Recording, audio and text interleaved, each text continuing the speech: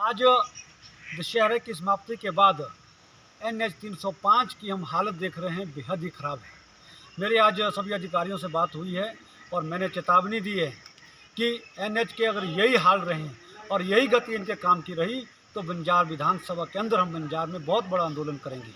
हम देख रहे हैं कि आपदा के बाद लगभग अब 1 महीने से ज़्यादा समय हो गया और NH विभाग इतना लापरवाह है कि अपनी जिम्मेदारी नहीं समझ पा रहा है और घंटों जाम लग रहा है। बहुत सारे पॉइंट हमारे बुरी तरह से ख़राब हुए हैं, उनको ठीक करने से ठीक तरह से प्रयास नहीं किए जा रहे हैं। हमने ऐसा देखा कि जहाँ जहाँ भी है तो 2-3 लेबर लगा करके क्रेट लगाए जा रहे हैं। अगर यही गति रही तो ये एक साल में भी पूरा नहीं हो पाएगा। इसलिए मैं चेतावनी देता हूँ आज जिला प्रशासन को भी, NH विभाग को भी, कि बंजार घाटी के जनता का सब्र का बांध अब टूट गया है और यही हालत रही तो बहुत बड़ा आंदोलन होगा। और हमने कहा है कि जो हमारा जितने भी गाड़ियां हैं 2-2, 3-3 घंटे जाम में फंस रहे हैं। आज ऐसे पॉइंट हमारे पास बन गए हैं, चाहे वो हमारा आपका छेद का पॉइंट हो, चाहे हमारा भेवट मोड़ का पॉइंट हो, चाहे शराई का पॉइंट हो, चाहे बाड़ी चौकी के आसपास के पॉइंट हो, वहाँ पर काम बिल्कुल शून्य के बराबर है।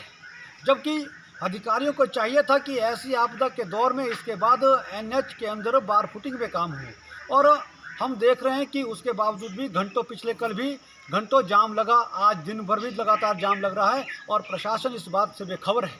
और ये कांग्रेस सरकार, ये तो बिल्कुल ही किसी तरह से इन्होंने तो बंजार विधानसभा को ऐसे लवारी छोड़ दिया है कि यहाँ कोई लोग नहीं रहते हैं। और मैं यहाँ के नेताओं को पूछना चाहता हूँ कि आपने आज तक आपदा के बाद जितना भी नुकसान हुआ उसके लिए कोई बंजार के अंदर किसी मंत्री को बुला करके समीक्षा की, आकलन किया? और आज प्रभावित परिवार मुंह ताक रहे हैं कि आखिर कब हमें राहत मिलेगी, कब हमें कोई आश्वासन देगा, कब हमारा एरिया जो ये है इस एरिया के लिए स्पेशल रिलीफ पैकेज आएगा।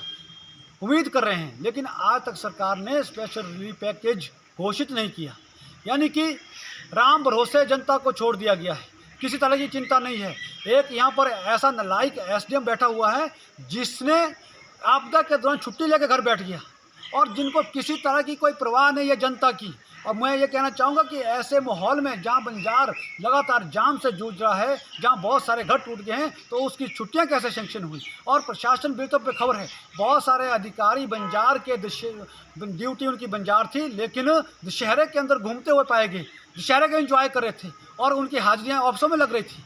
ऐसे बहुत सारे अधिकारी हमारे नोटिस में हैं, लेकिन अधिकारियों को सरकार का कोई खौफ नहीं है।